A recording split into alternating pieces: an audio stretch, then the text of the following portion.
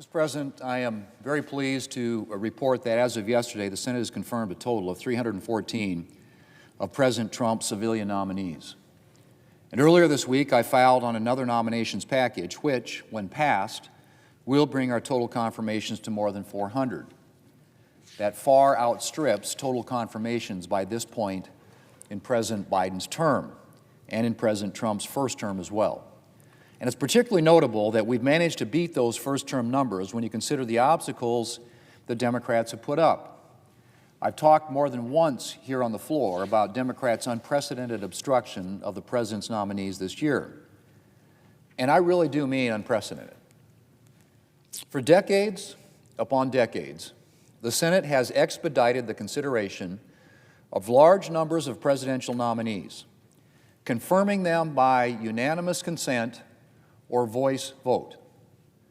President George H.W. Bush and Bill Clinton, for example, each had 98% of their civilian nominees confirmed by unanimous consent or voice vote in the first term of their presidencies.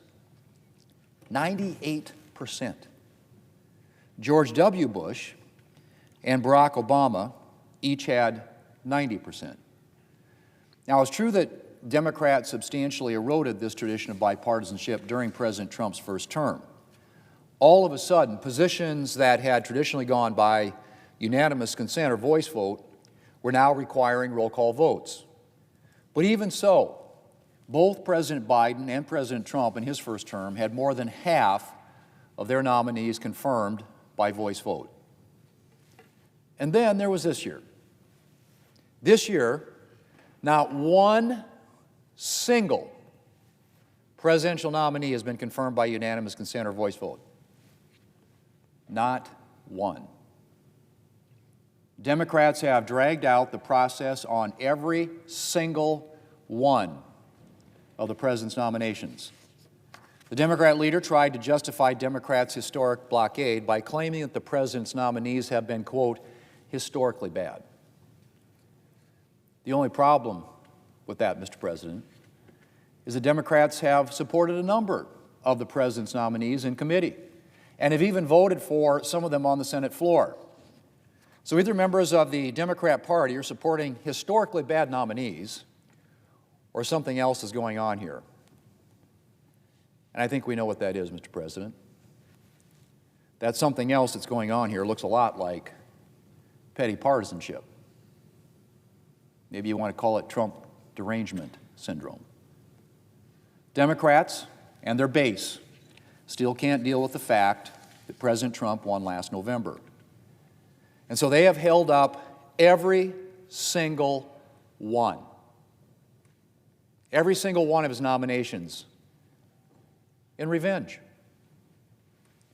But Republicans have not been daunted. We've just continued plowing ahead on nominations, helping us rack up a historic number of votes this year in the process. And in September, we took steps to restore Senate precedent and codify in Senate rules what was once understood to be standard practice. And that is the Senate's acting expeditiously on largely non-controversial presidential nominees to allow a president to get his team in place. Now both Democrat and Republican presidents will be protected from some of the partisan excesses that we've seen from Democrats this year. 2025 has been a long road, Mr. President, but I'm very proud to be able to say that at the end of it, that we are well on our way to confirming more than 400 of the president's civilian nominees, and that we have virtually cleared the nominations backlog by the end of his first year. In contrast to the situation at this point in President Trump's first term and President Biden's.